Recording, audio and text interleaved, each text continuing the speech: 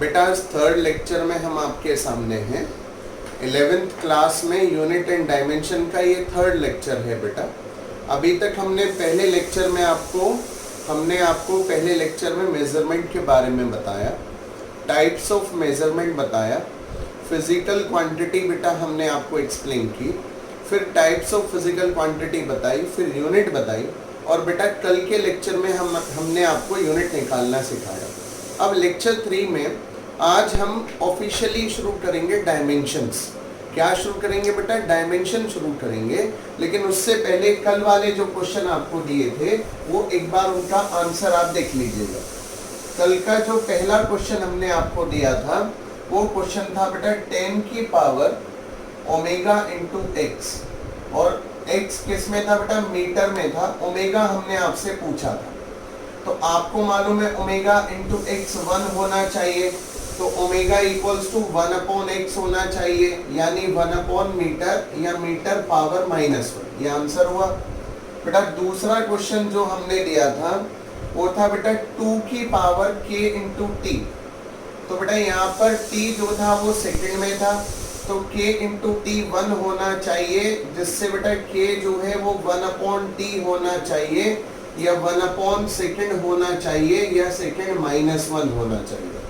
तीसरा जो क्वेश्चन था बेटा, तीसरा क्वेश्चन था logarithm of a into x. तो आपको कल भी बताया था x किस में बेटा? मीटर में, तो a इंटू एक्स 1 होना चाहिए। इसका मतलब a 1 अपॉन एक्स या 1 अपॉन मीटर या मीटर की पावर -1 होना चाहिए। बेटा जो चौथा क्वेश्चन था वो था बेटा x equal a upon B plus T, और यहाँ पर x मीटर और t सेकंड में था। a और b पूछे थे। सबसे पहले आप समझिएगा बेटा, b को हम किस में ऐड कर रहे हैं? टाइम में ऐड कर रहे हैं। देखिए आप ध्यान से, b को हम किस में ऐड कर रहे हैं बेटा? टाइम में ऐड कर रहे हैं। तो जो b भी है वो टाइम होगा, और इसकी यूनिट क्या हो जाएगी बेटा? सेकंड हो जाएगी। यानी b की यूनिट क्या हो जाएगी बेटा? सेकंड हो जाएगी। और अगर हम इसको अब सॉल्व करें तो x हो गया मीटर बेटा, a हमको निकालना है, और टाइम प्लस टाइम मिलके टाइम ही होता है, यानी सेकंड होता है। तो बेटा a कितना हो जाएगा? ये सेकंड को इधर मल्टीप्लाई कर देंगे तो a will be metre into second. ये आपका आंसर हो जाएगा। a क्या हो जाएगा बेटा? Metre into second. ये आपका आंसर हो जाएगा। जो नेक्स्ट क्वेश्चन था वो हमने दिया था बेटा a upon B plus T square. ये क्वेश्चन दिया था a upon B plus T square.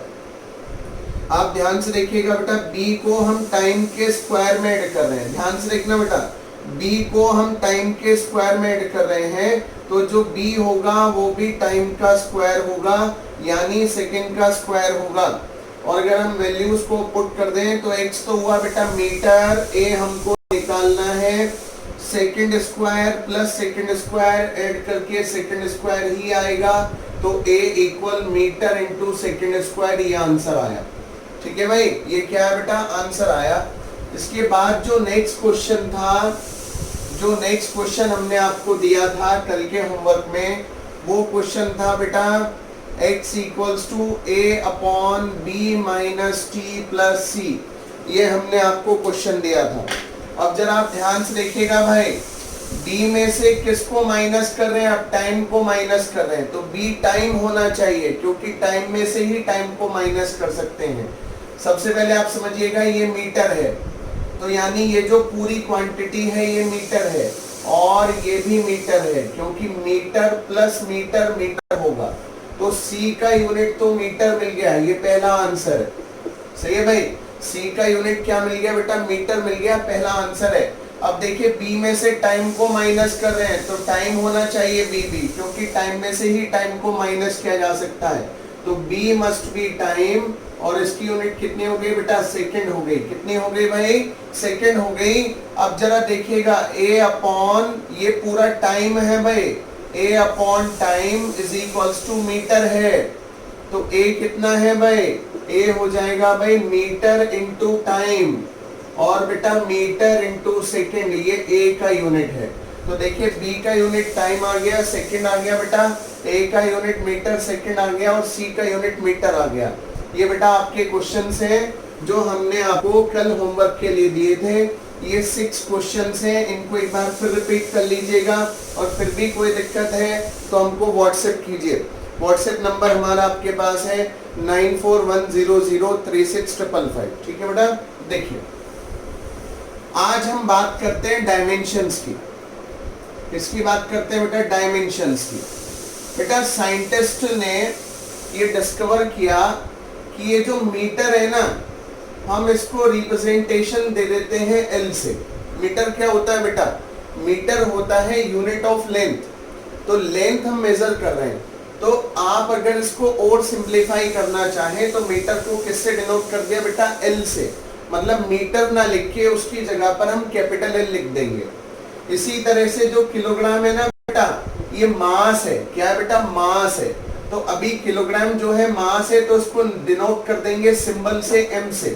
बेटा ये तो यूनिट हो गई और ये इनके सिंबल हो गए जो हम इस्तेमाल करते हैं इनको सिंप्लीफाई मैनर में लिखने के लिए। तो मीटर को बेटा लिखा एल से, किलोग्राम को लिखा बेटा एम से, और जो सेकेंड है बेटा, जो सेकेंड है टाइम है जो, उसको लिखा बेटा टी से। किससे लिखा बेटा? टी से। ऐसे ही जो बेटा एम्पियर है, इलेक्ट्रिक करंट है, उसको लिखा बेटा ए से। और जो टेम्परेचर है बच्चे, उसको लिखा केल्विन से। ऐसे बेटा ये 5 जो आपके सिंबल्स हैं इनको आपको ध्यान में रखना है।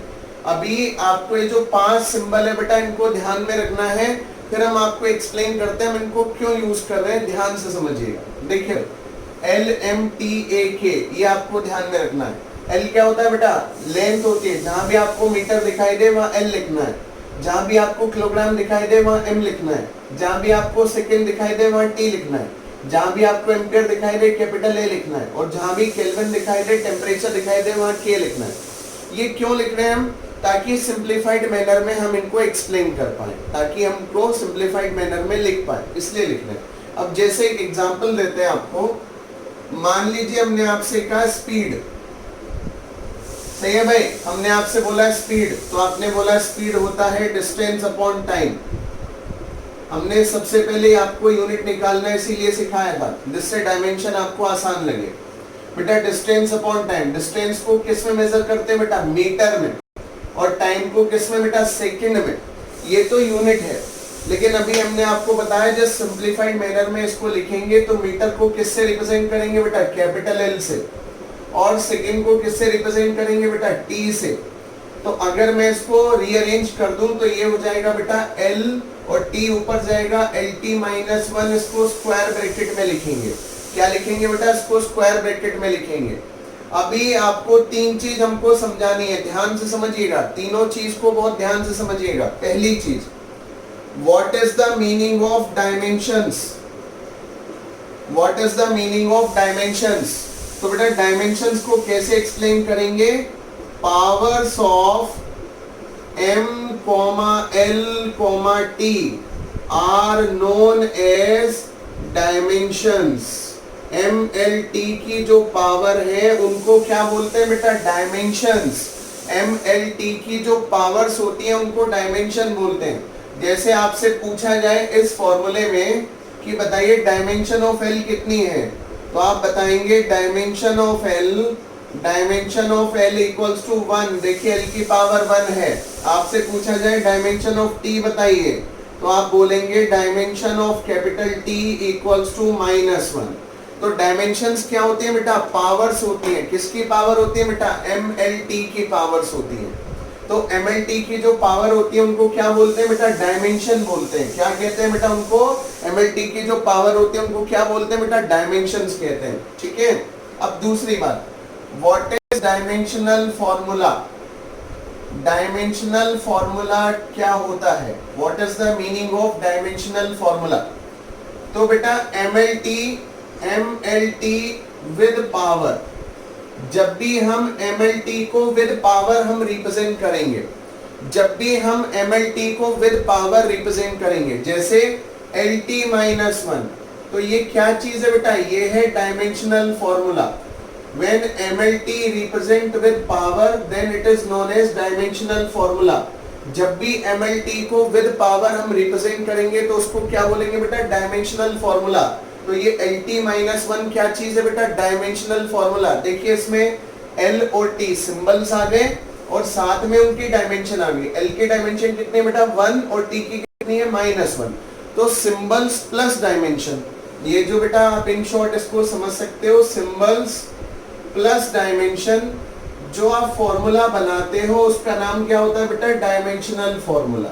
सिंबल प्लस डायमेंशन को लेकर के आप जो फॉर्मूला बनाते हो उसको क्या कहते हैं बेटा डायमेंशनल फॉर्मूला। सही है भाई। अब बेटा डायमेंशनल इक्वेशन, किसकी बात कर रहे हैं बेटा डायमेंशनल इक्वेशन की बात कर रहे हैं। देखिए बेटा सबसे पहले दोबारा से समझिएगा, कंफ्यूज नहीं होना है। पावर जो होती है MLT की जो पावर्स होती हैं उसको क्या बोलते हैं बेटा डायमेंशंस। जैसे L की पावर 1 है यानी dimension of L is 1, T की पावर -1 है तो डायमेंशन ऑफ T इज -1। इसको बोलते हैं बेटा डायमेंशन। जो पावर्स होती हैं MLT की उनको क्या बोलते हैं बेटा डायमेंशंस बोलते हैं। ठीक है भाई। और डायमेंशनल फॉर्मूला क्या होता है बेटा symbols plus dimension, symbols plus उनकी पावर को लेकर के जो फॉर्मूला बनाते हैं उसको क्या बोलते हैं बेटा डायमेंशनल फॉर्मूला। जैसे LT -1, MLT -2, ये क्या है बेटा डायमेंशनल फॉर्मूला है। लेकिन डायमेंशनल इक्वेशन क्या होता है बेटा dimensional equation which contain LHS and RHS both, जिसमें LHS एंड RHS दोनों हो उसको क्या बोलते हैं बेटा डायमेंशनल इक्वेशन बोलते हैं। क्या बोलते हैं बेटा डायमेंशनल इक्वेशन। जैसे हमने लिखा है स्पीड इक्वल्स टू LT -1, तो देखिए इसमें LHS भी है यानी स्पीड और RHS भी है LT -1, तो उसको क्या बोला बेटा डायमेंशनल इक्वेशन। दोबारा समझिए कंफ्यूज नहीं होना। Dimension of L is 1, dimension of L कितना है बेटा 1 है। Dimension of T is -1, dimension of L is 1, dimension of T is -1। ये तो हो गई बेटा डायमेंशन। अभी अगर आपसे बात करें व्हाट इज डायमेंशनल फॉर्मूला, तो LT -1 is dimensional formula. LT -1 is what, it is dimensional formula. और अगर डायमेंशनल इक्वेशन की बात कर रहा हूं, किसकी बात कर रहा हूं बेटा डायमेंशनल इक्वेशन, तो जब आप लिखते हो फोर्स इक्वल इतना, वर्क इक्वल इतना, स्पीड इक्वल इतना, है ना, और प्रेशर इक्वल इतना, तो जैसे लिखा है speed equal that much, speed equal उसका डायमेंशनल फॉर्मूला। तो क्योंकि इसमें LHS और RHS दोनों है बेटा इसलिए इसको बोलते हैं डायमेंशनल इक्वेशन। क्या बोलते हैं बेटा डायमेंशनल इक्वेशन। ठीक है भाई। अब जरा आप समझिएगा डायमेंशनल फॉर्मूला इस्तेमाल क्यों करते हैं।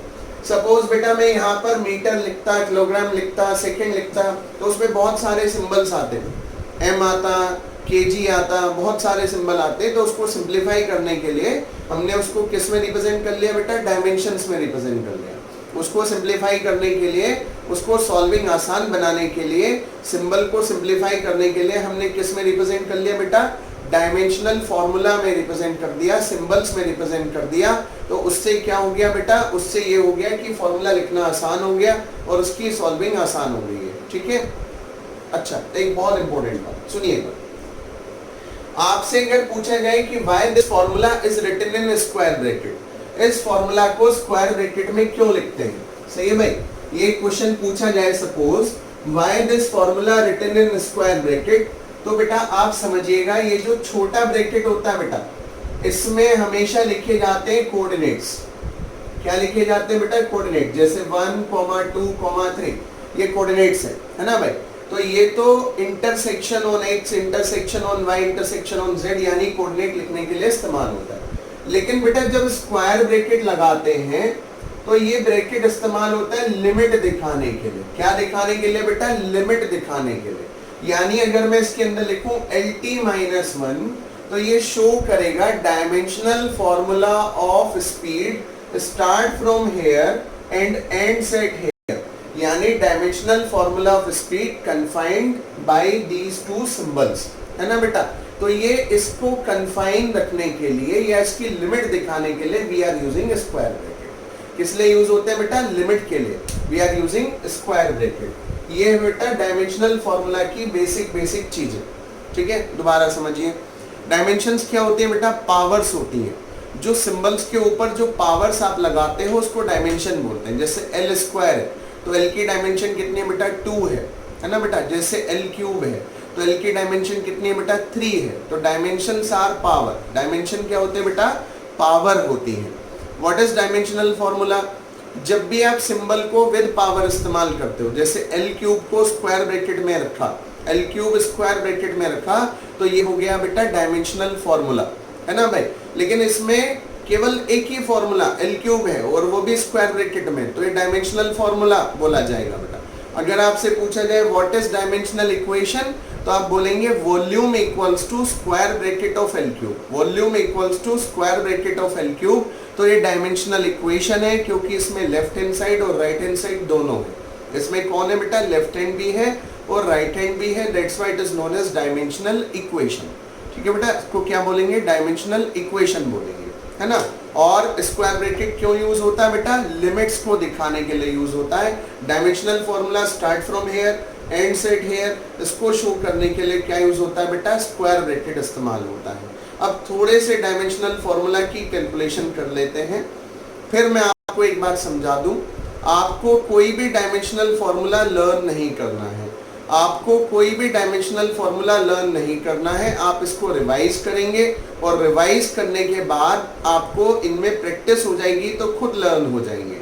आप कोई भी डायमेंशनल फॉर्मूला लर्न ना करें, आप खाली रिवाइज करें, रिवाइज के बाद प्रैक्टिस हो जाएगी तो खुद आपको, है ना, ये लर्न हो जाएगा।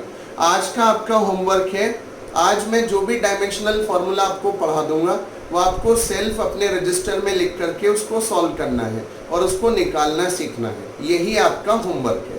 ठीक है बेटा, मैं कोई भी क्वेश्चन नहीं दूंगा, जो भी मैं आज पढ़ाऊंगा उसको आपको रिवाइज करना है, यही आपका होमवर्क है। और कल का आपका संडे का होमवर्क है, जो भी जितना मैंने पढ़ा दिया है उसको आप नोट्स बनाएंगे और ध्यान से उसको रिवाइज करेंगे, ये कल का आपका होमवर्क है।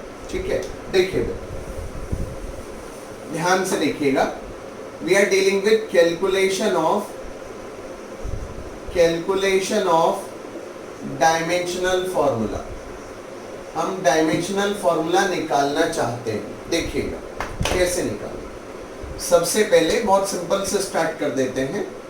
फर्स्ट लेंथ, तो लेंथ का हमको पता ही है एल होता है भाई, ठीक है। सेकेंड स्पीड, तो स्पीड का हमको पता ही है क्या होता है भाई, मीटर पर सेकंड यूनिट होती है, तो L अपॉन टी हुआ तो इट इज LT माइनस 1 हुआ। ठीक है बेटा।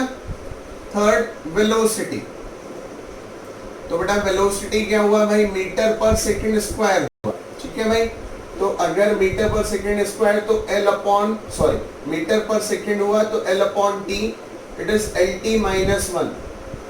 अब बेटा ध्यान से देखिएगा, एक और चीज आपको यहां से क्लियर होती है। देखिए स्पीड कैसी क्वांटिटी है बेटा, स्केलर है, और वेलोसिटी कैसी क्वांटिटी है बेटा, वेक्टर।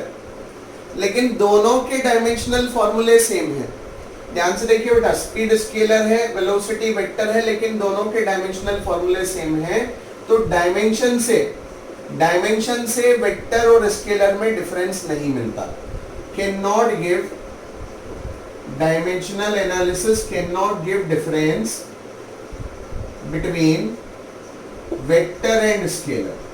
ध्यान से समझिएगा, जब हम आपको लिमिटेशन पूछेंगे तो आपको ध्यान होना चाहिए। दोबारा समझिए, स्पीड में डायरेक्शन नहीं होती, वो स्केलर होती है। वेलोसिटी में डायरेक्शन होती है, वेक्टर होती है, लेकिन दोनों के डायमेंशनल फॉर्मूला सेम है। सपोज हम आपसे बोले LT माइनस 1 बताइए किसका फॉर्मूला है, तो दो आंसर हो सकते हैं, वेलोसिटी स्पीड। जबकि वेलोसिटी में डायरेक्शन है और स्पीड में डायरेक्शन नहीं है, तो हम कैसे एक्सप्लेन करेंगे, तो इसके बेसिस पर हम बता नहीं सकते कि किस में डायरेक्शन है और किस में डायरेक्शन नहीं है। मतलब वेलोसिटी और स्पीड या वेक्टर और स्केलर में डायमेंशन के बेसिस पर हम डिफरेंस नहीं दे सकते, ये इसका लिमिटेशन हो गया। बेटा नंबर 4 एक्सेलरेशन, क्या निकालना बेटा, एक्सेलरेशन क्या होता है बच्चे, एक्सेलरेशन होता है बेटा वेलोसिटी अपॉन टाइम। सही है भाई, वेलोसिटी अपॉन टाइम। वेलोसिटी का डायमेंशन ऑलरेडी आपके पास है, कितना है भाई, LT माइनस 1, और टाइम का डायमेंशन t होता है बेटा। अब इस t को ऊपर ले जाओ तो LT माइनस 1, एक माइनस 1 और आया तो ये कितना हो गया भाई, LT minus 2। It is the dimensional formula of acceleration. किसका डायमेंशन है बेटा, एक्सेलरेशन का डायमेंशन। Number 5 area. तो एरिया का क्या होता है बेटा, लेंथ इनटू ब्रेथ, है ना भाई, क्या होगा बेटा, लेंथ इनटू ब्रेथ। लेंथ को भी मीटर में, ब्रेथ को भी मीटर में, मीटर को एल में, दूसरे को भी एल में, तो टोटल कितना हो गया भाई, एल स्क्वायर। कितना हो गया बेटा, एल स्क्वायर। Number 6 volume. तो वॉल्यूम क्या होता है बेटा, एल बी एच, यानी मीटर मीटर मीटर। तो कितना हुआ बेटा, एल एल एल, तो answer will be L cube. कितना हुआ बच्चे, एल क्यूब। 7 फोर्स। तो फोर्स का क्या होता है बेटा, mass into acceleration, mass into acceleration, mass into acceleration, force का हुआ बेटा। मास का क्या होता है बेटा, एम। एक्सेलरेशन ऑलरेडी आप निकाल चुके हो बेटा, ये रहा एल टी माइनस टू। तो एल टी माइनस टू, ये डायमेंशन हो गया किसका बेटा, फोर्स का। किसका डायमेंशन हो गया बेटा, ये फोर्स का डायमेंशन है। किसका डायमेंशन है, किसका डायमेंशनल फॉर्मूला है बेटा, फोर्स का डायमेंशनल फॉर्मूला है। देखिएगा हम आपसे जब आप ये डायमेंशनल फॉर्मूला पढ़ लेंगे तो जो स्पेशल चीजें हम आपको बता रहे हैं वो पूछेंगे, तो ध्यान से आप बताइएगा, ठीक है भाई। इसके बाद नेक्स्ट फोर्स का हुआ था बेटा, इसके बाद नेक्स्ट वर्क। तो बेटा वर्क क्या होता है भाई, फोर्स इनटू डिस्प्लेसमेंट। वर्क क्या होता है भाई, फोर्स इनटू डिस्प्लेसमेंट। फोर्स का 2 मिनट पहले आपने निकाला भाई, M L T minus two, displacement metre, metre मतलब एल। तो बेटा ए के लिए कितना हो गया बेटा, M L square T minus two. कितना हो गया बेटा, M L square T minus two. That is the dimensional formula of work. किसका डायमेंशनल आया बेटा, वर्क का आया। इसके बाद बेटा एनर्जी। अब बेटा एनर्जी बहुत सारे टाइप की हो सकती है, ध्यान से समझिएगा। Energy equals to mechanical energy, equals to kinetic energy, equals to potential energy, equals to solar energy, equals to thermal energy,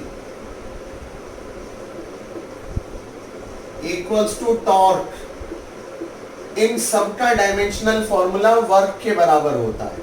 किसके बराबर होता है बेटा, वर्क। और वर्क का ऊपर निकाल चुके हो, M L two T minus two. क्या निकाल दिया बेटा आपने, M L two T minus two. ध्यान रखिएगा, एनर्जी, मैकेनिकल एनर्जी, जितने भी टाइप की एनर्जी है, जितनी भी एनर्जी, जिसके सामने भी एनर्जी लिखा है, यह टॉर्क है। टॉर्क का एक नाम और होता है बेटा, मूवमेंट ऑफ फोर्स। क्या नाम होता है बेटा, मूवमेंट ऑफ फोर्स। इसका भी फॉर्मूला होता है displacement into force, force into displacement. दोबारा समझिएगा, जितने भी टाइप की एनर्जी है, जितने भी टाइप की एनर्जी है, जो भी एनर्जी है और टॉर्क है या मूवमेंट ऑफ फोर्स है, इन सब का डायमेंशनल फॉर्मूला होता है वर्क डन के बराबर M L two T minus two. किसके बराबर बेटा, वर्क डन के बराबर, that is M L two T minus two. ध्यान से समझना है, सही है भाई। और उसके बाद नेक्स्ट देखिए, नेक्स्ट है बेटा tension, upthrust, tension, upthrust, gravitational force, gravitational force, centripetal force, centripetal force. इन सब का डायमेंशनल फॉर्मूला किसके बराबर होता है बेटा, फोर्स के बराबर। सही है, ध्यान से समझिएगा। टेंशन मतलब स्प्रिंग का फोर्स, अपथ्रस्ट मतलब पानी का फोर्स, ग्रेविटेशनल फोर्स मतलब अर्थ का फोर्स, और सेंट्रीपिटल फोर्स जिसकी वजह से मून घूमता है, ये भी ग्रेविटेशनल फोर्स होता है। इन सब का डायमेंशनल फॉर्मूला किसके बराबर होता है बेटा, फोर्स के बराबर होता है। और कितना होता है बेटा, M L T minus two होता है। कितना होता है बेटा, M L T minus two होता है, जो भी आपने निकाला। ठीक है, ये कितना हुआ बेटा, M L T minus two हुआ। ठीक है, बताइए बताइए बेटा, अभी तक कोई समस्या। इसको बेटा आपको लिख के बार बार रिवाइज करना है। ठीक है, ये लिख करके रिवाइज करना है, लर्न नहीं करना है। इसके बाद बेटा acceleration equals to gravitational acceleration, gravitational acceleration जिसे आप स्मॉल जी बोलते हो, एक्सेलरेशन ड्यू टू ग्रेविटी कह देते हो, 9.8 मीटर पर second square. Centripetal acceleration, centripetal acceleration, इन सब का डायमेंशन होता है एक्सेलरेशन के बराबर, L T minus two. Already हमने आपको निकलवा दिया है, LT-2। इसका डायमेंशनल फॉर्मूला बेटा एक्सेलरेशन के बराबर होता है LT-2। नेक्स्ट डेंसिटी, बेटा डेंसिटी को हम लिखते हैं मास अपॉन वॉल्यूम। मास होता है बेटा किलोग्राम, वॉल्यूम होता है मीटर क्यूब, किलोग्राम मतलब m, मीटर क्यूब मतलब l क्यूब, ऊपर जाएगा तो ml-3। कितना हो गया बच्चे? ml-3। Next relative density, relative density equal, ये होता है बेटा density of medium upon density of water at 4 degree Celsius. Relative density का फॉर्मूला क्या होता है बेटा? Density of medium upon density of water at 4 degree Celsius. देखिए ऊपर भी डेंसिटी नीचे भी डेंसिटी, तो दोनों यूनिट कैंसिल हो जाएंगी, तो इसका कोई डायमेंशन नहीं है, नो डायमेंशन, इसका कोई डायमेंशन नहीं है। सही है बेटा। नेक्स्ट स्ट्रेन, सही है बेटा। स्ट्रेन इक्वल, तो स्ट्रेन क्या होता है बेटा? स्ट्रेन होता है, ये आपको फॉर्मूला याद ना हो तो आप टेंशन ना लें, जब आप रिवाइज करेंगे 2-3 बार लिख के देखेंगे तो अपने आप ध्यान रहेगा। फिर बता रहा हूं आपको लर्न नहीं करना है। Strain equal change in length upon original length, change in length upon original length. देखिए ऊपर भी लेंथ है नीचे भी लेंथ है, कैंसिल हो जाएगा, कोई डायमेंशन नहीं, नो डायमेंशंस, है ना बेटा, कोई भी डायमेंशन नहीं आएगी। नेक्स्ट प्लेन एंगल, क्या होता है बेटा? प्लेन एंगल, प्लेन एंगल का फॉर्मूला होता है बेटा आर्क अपॉन रेडियस। आर्क भी मीटर में और रेडियस भी मीटर में, कैंसिल हो जाएगा बेटा, नो डायमेंशन, नो डायमेंशन, इसकी कोई डायमेंशन नहीं है। लेकिन बेटा इसकी यूनिट आपने मानी थी, याद कीजिए मैंने पढ़ाया था सप्लीमेंट्री में, रेडियन। क्या यूनिट थी बेटा? रेडियन। दुनिया की 2 क्वांटिटी ऐसी हैं जिनकी डायमेंशन तो नहीं होती लेकिन यूनिट होती है। कौन कौन सी क्वांटिटी है? दोनों सप्लीमेंट्री वाली, प्लेन एंगल और सॉलिड एंगल। देखिए प्लेन एंगल का जो यूनिट है बेटा वो कितना है? रेडियन है, लेकिन इसकी कोई डायमेंशन नहीं है। ध्यान से सुन लीजिएगा, अगर आपसे क्वेश्चन पूछा जाए give the name of 2 quantities which having unit but no dimension, ऐसी कोई क्वांटिटी बताइए जिनकी यूनिट तो है लेकिन डायमेंशन नहीं है, तो आप बताएंगे plane angle, solid angle. Plane angle की यूनिट क्या होती है बेटा? रेडियन, लेकिन उसकी डायमेंशन नहीं होती। और सॉलिड एंगल की यूनिट क्या होती है बेटा? स्टेरेडियन, लेकिन उसकी डायमेंशन नहीं होती। ध्यान से देख लीजिएगा, प्लेन एंगल, सॉलिड एंगल। और कोई ऐसी क्वांटिटी बताइए जिसकी यूनिट भी ना हो, डायमेंशन भी ना हो, तो रिलेटिव डेंसिटी और स्ट्रेन, रिलेटिव डेंसिटी और स्ट्रेन, रिलेटिव डेंसिटी और स्ट्रेन। और अगर मैं आपसे पूछ रहा हूं कि बताइए LT-2 जो डायमेंशनल फॉर्मूला है, LT-2, ऐसी 3 क्वांटिटी बताइए जिसका फॉर्मूला LT-2 है। ऐसी 3 क्वांटिटी बताइए जिसका फॉर्मूला LT-2 है, तो आप बताएंगे acceleration, acceleration due to gravity and centripetal acceleration. आपसे पूछा जाए MLT-2 जो फॉर्मूला है, ऐसी 4 क्वांटिटी बताइए, give the name of 4 quantities which having formula MLT-2, तो आपको मालूम है फोर्स का होता है, तो force, tension, upthrust, centripetal force, force, tension, upthrust, centripetal force. आपसे बोला जाए बताइए ML2T-2 किसका डायमेंशनल फॉर्मूला है? 5 क्वांटिटी बताइए। ML2T-2 किसका डायमेंशनल फॉर्मूला है? 5 क्वांटिटी बताइए। तो आप बताएंगे बेटा work, kinetic energy, potential energy, torque या मूवमेंट ऑफ फोर्स, टॉर्क या movement of force and mechanical energy. ये 5 क्वांटिटी होगी, ठीक है बेटा। तो ये इसलिए मैंने आपको इतना वाइड में ये पढ़ाया कि आपको छोटी छोटी बातें क्लियर हो जाए। डायमेंशनल फॉर्मूला की, डायमेंशनल एनालिसिस की एक लिमिटेशन बताइए। डायमेंशनल एनालिसिस के बेसिस पर हम वेक्टर और स्केलर में डिफरेंस नहीं बता सकते। जैसे स्पीड और वेलोसिटी दोनों की जो डायमेंशनल फॉर्मूला होता है वो सेम होता है, तो वेक्टर और स्केलर में हम डिफरेंस नहीं बता सकते। ये यहाँ तक की स्पेशल बातें हैं जिनको आपको ध्यान में रखना है। नेक्स्ट बेटा, अब डायमेंशनल फॉर्मूला हम निकालते हैं प्रेशर का। प्रेशर तो बेटा प्रेशर होता है फोर्स अपॉन एरिया। फोर्स का डायमेंशनल फॉर्मूला ऑलरेडी आप निकाल चुके हैं, ml/t-2। एरिया का भी आप निकाल चुके हैं, L²।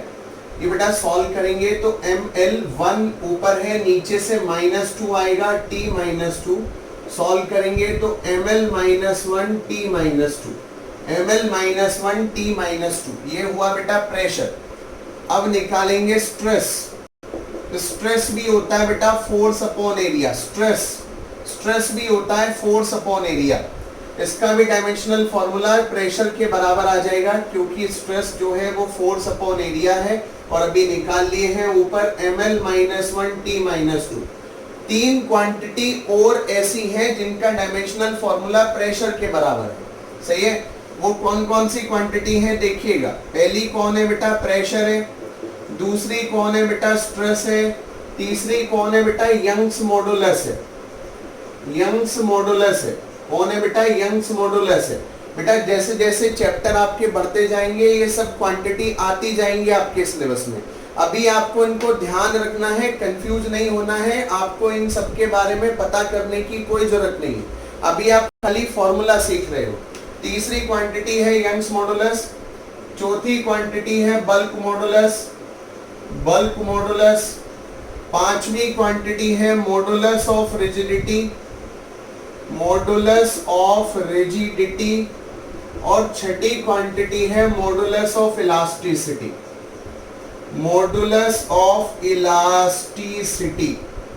क्या है बेटा, मॉडुलस ऑफ इलास्टिसिटी। दोबारा समझिएगा, pressure, stress, Young's modulus, bulk modulus of rigidity, modulus of elasticity, इन सबका डायमेंशनल फॉर्मूला है ml-1 t-2। तो अगर आपसे पूछा जाए बताइए ml-1 t-2 ऐसी 4 क्वांटिटी बताइए जिनका फॉर्मूला ml-1 t-2 है, तो आप क्या बताएंगे, pressure, stress, Young's modulus, bulk modulus. वैसे आपके पास कितनी क्वांटिटी है ऐसी, 1 2 3 4 5 6 क्वांटिटी ऐसी है जिनका फॉर्मूला क्या बेटा, ml-1 t-2 है। ठीक है बेटा, आगे देखिए। इसके बाद आता है बेटा लीनियर मोमेंटम। क्या आता है बेटा, लीनियर मोमेंटम। बेटा इसका फॉर्मूला P से डिनोट करते हैं, मास वेलोसिटी। ये होता है बेटा, मास का m आपको मालूम है, वेलोसिटी ऑलरेडी निकाल चुके हैं, ml-1। क्या होता है बेटा, ml-1 होता है। इसके बाद आता है बेटा एंगुलर मोमेंटम। इसको बेटा L से डिनोट करते हैं, फॉर्मूला होता है mvr। क्या होता है बेटा, mvr। r रेडियस है और रेडियस को हम मीटर में नापते हैं। तो देखो mv का तो ऊपर आपको मालूम है ml-1 और r रेडियस L, तो कितना हुआ बेटा, ml-2t-1। It is the formula of angular momentum. किसका फॉर्मूला है बेटा, एंगुलर मोमेंटम का फॉर्मूला। ठीक है भाई, किसका फॉर्मूला बेटा, एंगुलर मोमेंटम है। इसके बाद आपसे पूछता है सरफेस एनर्जी। क्या है बेटा, सरफेस एनर्जी। तो सरफेस एनर्जी का फॉर्मूला होता है surface energy equal energy upon area. क्या फॉर्मूला बेटा, energy upon area. Energy work done के बराबर होता है ml-2 ऑलरेडी कैलकुलेट कर चुके हैं। एरिया L² से L² कैंसिल, तो इट विल बी mt-2। कितना हो गया बेटा, mt-2 आपका आंसर हो गया। ये सरफेस एनर्जी का फॉर्मूला है बेटा। इसके बाद ये तो बात हो गई बेटा सरफेस एनर्जी और इनकी बेटा, है ना। अब देखिएगा,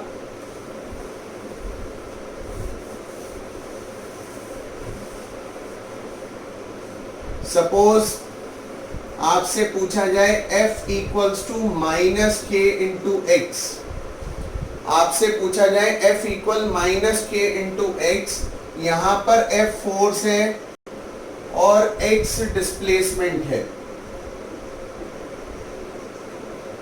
सही है भाई। तो find dimensional formula of k, इसको हम फोर्स कांस्टेंट भी कहते हैं।